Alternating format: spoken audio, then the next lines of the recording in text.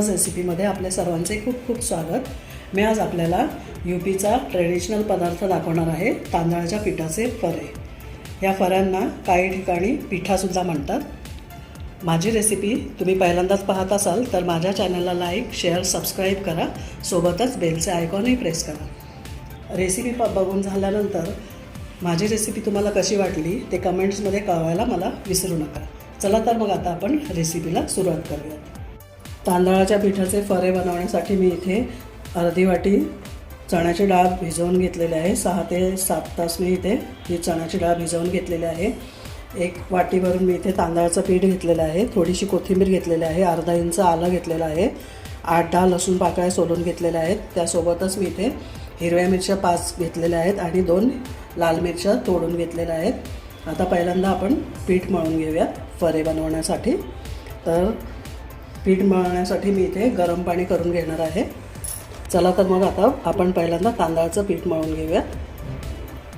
पीठ मळण्यासाठी मी इथे प्लेट घेतलेली आहे, त्यामध्ये तांदळाचं पीठ घालून घेते। पहिल्यांदा पिठामध्ये आपण चवीनुसार मीठ घालणार आहोत। मी इथे अर्धा चमचा मीठ घेतलेला आहे।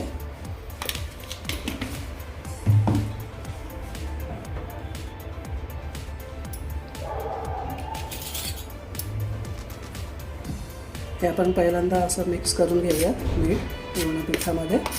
त्यानंतर यामध्ये थोडं थोडं गरम पाणी आपण घालत हे पीठ मळून घ्यायचं आहे।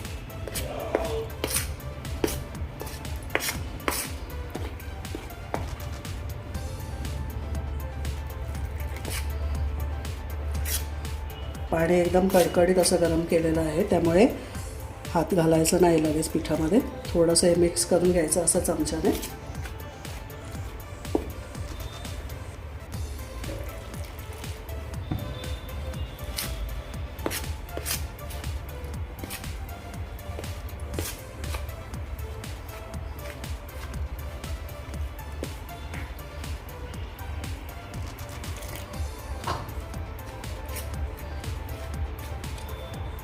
असंच मी हे थोडं थोडं पाणी घालत पीठ मळून घेते।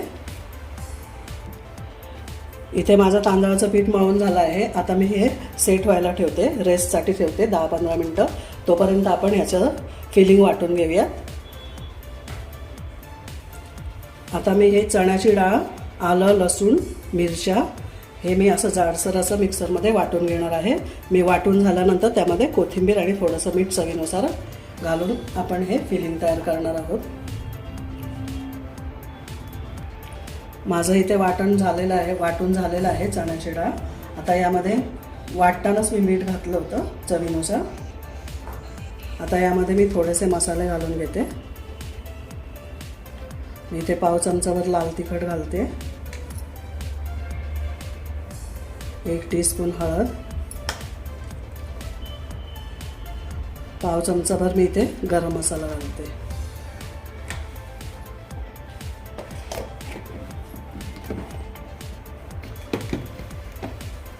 आणि कोथिंबीर।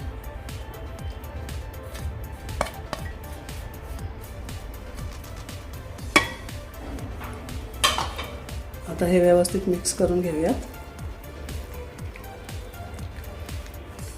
वाटताना फक्त 1-2 चमचे मी पाणी घातलं होतं, जास्त पाणी घालायचं नाही, कारण हे फिलिंग आपलं पातळ व्हायला नाही पाहिजे, असं घट्टसर असायला हवं।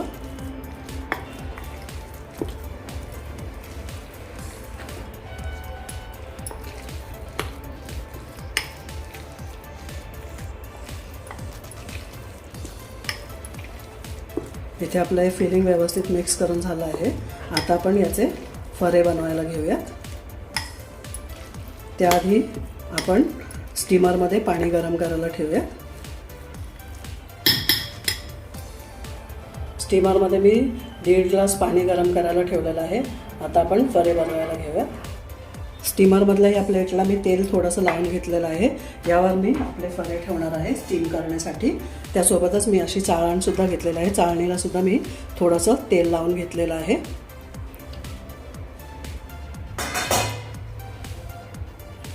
असा एक मी गोळा घेतलेला आहे पिठाचा। आता हे आपण असंच पोळपाटावरच गोल गोल करून घेऊयात पुरीसारखं. पुरीच्या आकारा एवढंच आपल्याला करायचं आहे हे. आणि असं प्रेस करून घेऊया.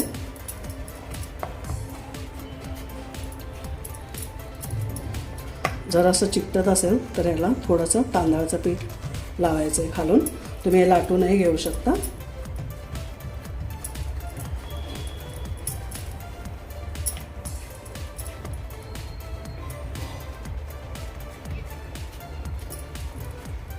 थोडंसं जाडसरच ठेवायचं आहे, पातळ नाही करायचं.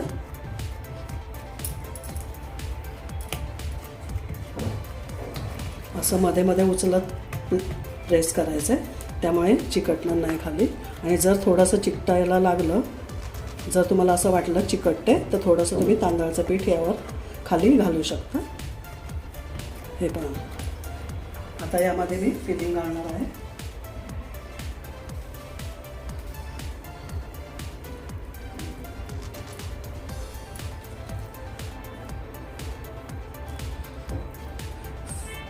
फिलिंग तुम्हाला हवं तेवढं तुम्ही भरू शकता, घालू शकता.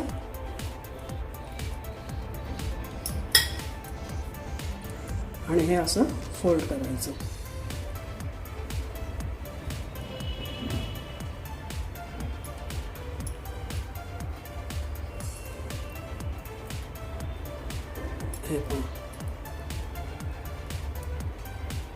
हे पहा अशा प्रकारे आपण हे करून घ्यायचं आहे, फिलिंग्स भरून घ्यायचं आहे.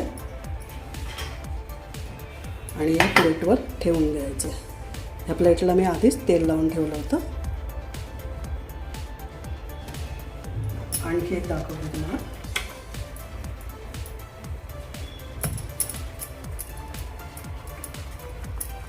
असं हे पोळपाटावरती गोल करून घ्यायचं आहे.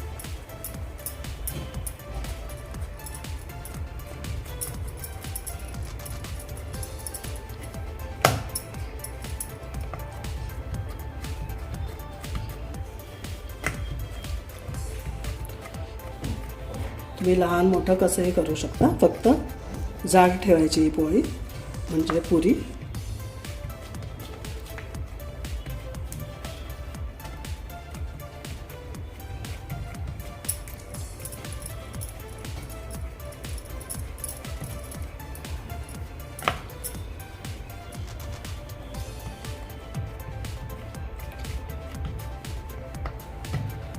यापेक्षा तुम्ही लहानही करू शकता की आणखी मोठंही करू शकता पुरी.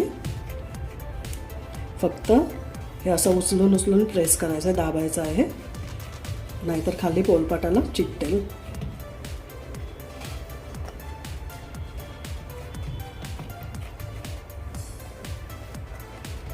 झाली माझी पुरी बनवून. आता यामध्ये फिलिंग घालते. 1.5 ते 2 चमचे यामध्ये आपण फिलिंग घालायचं आहे. जास्त पण नाही घालायचं एकदम, आणि खूप कमी पण नाही घालायचं.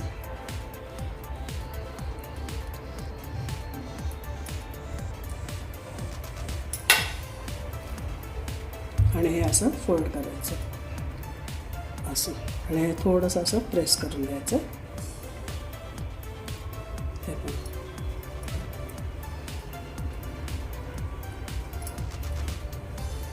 हलक्या हाताने असं प्रेस करायचं.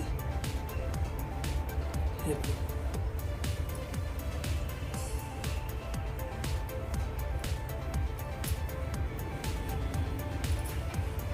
अशा प्रकारे मी सर्व फरे तयार करून घेते. हे पहा, इथे 8 फरे माझे करून झालेले आहेत. 7 झालेले आहेत. हे 3 आणि हे 4. मी सांगितलेलं प्रमाण जर तुम्ही घेतलं तर अगदी बरोबर होणार तुमचे फरे, कारण तांदळाचं पीठही अगदी बरोबर झालं आहे आणि स्टफिंगही आपलं अगदी बरोबर झालेलं आहे. आता मी हे स्टीमरमध्ये ठेवून घेते.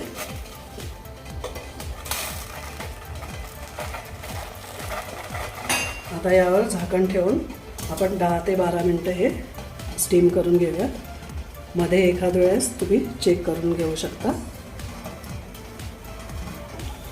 12 मिनटं झालेले आहेत. आता मी झाकण काढून घेते.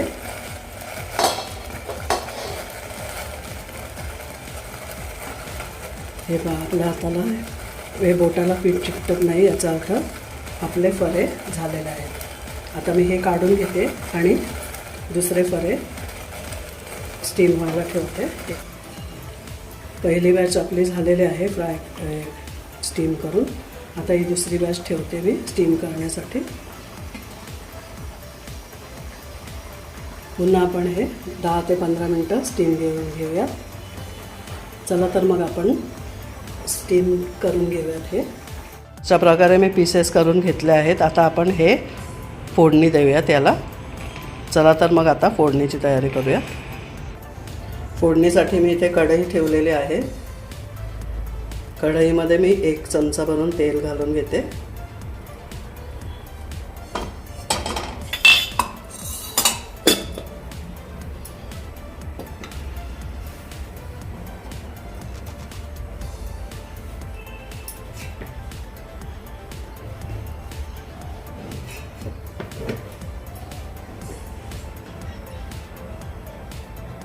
तेल गरम झालंय. इथे मी अर्धा टीस्पून जिरं घातलंय.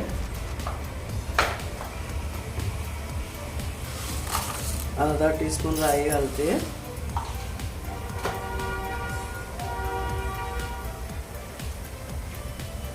पाव टीस्पून हळद घालते. त्यासोबतच इथे मी पाव चमचा लाल तिखट घालते.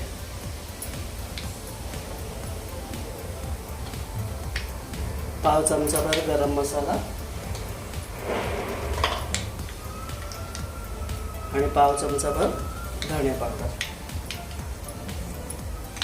आता हे सर्व पीसेस मी यामध्ये घालते.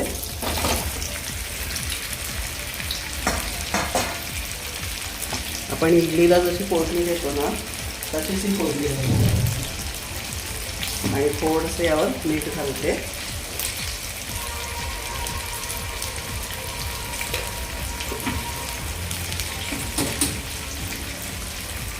आणि हे व्यवस्थित असं मिक्स करून घेऊया फोडणीमध्ये.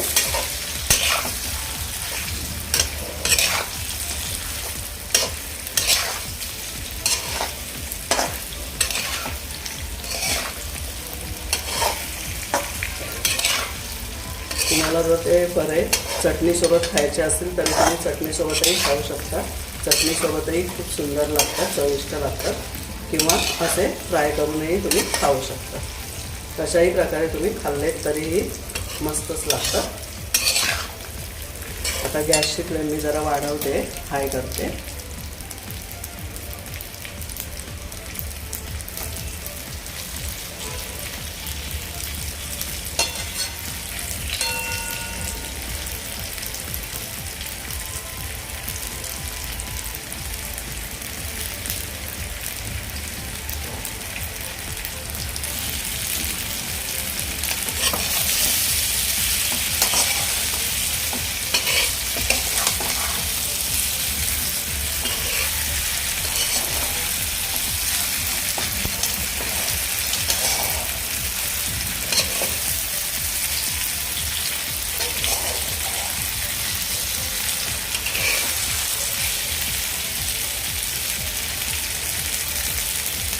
सकाळच्या किंवा संध्याकाळच्या चहासोबतच्या नाश्त्याची ही मस्त असा हा ऑप्शन आहे.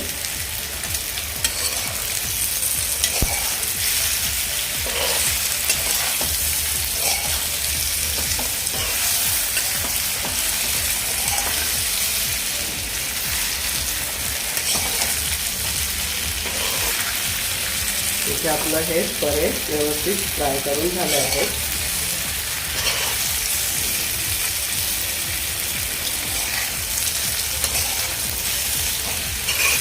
चला तर मी आता गॅस बंद करून घेते.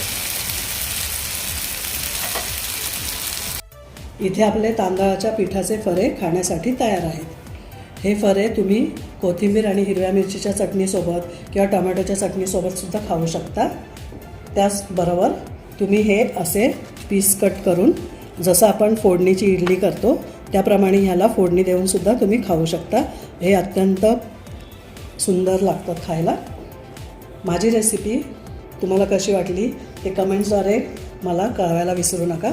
चला तर मग पुन्हा आपण भेटूयात अशाच काही चटपटीत खमंग झणझणीत अशा रेसिपींसोबत. धन्यवाद.